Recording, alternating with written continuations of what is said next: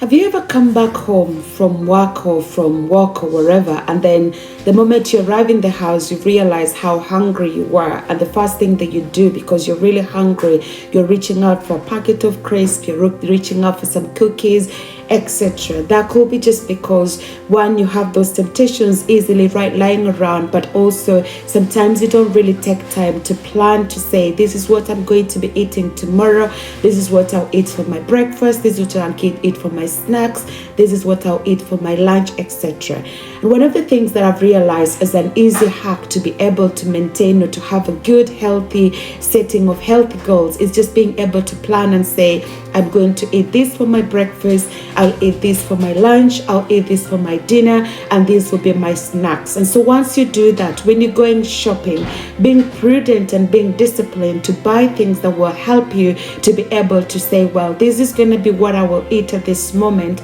You might want to find that sometimes it's easy to be tempted to sidetrack, that you end up in a place or situation whereby you are easily constantly snacking and you're not snacking on healthy things. That might be because when you go shopping, you're buying those temptations. So sometimes it's just nice to eradicate temptations.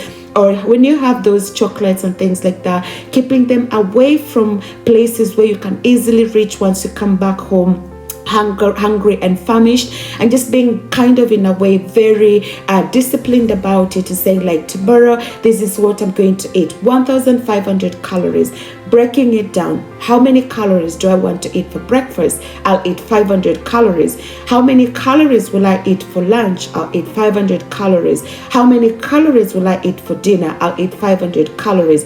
How much does 500 calories look like in terms of eating? You might want to think about, like, okay, if I'm eating apples, how many apples will I eat for a snack? If I'm even having breakfast, I always say, sometimes trying to think about things that will fill you up, things that have fibers, things like oats can be a good starting point.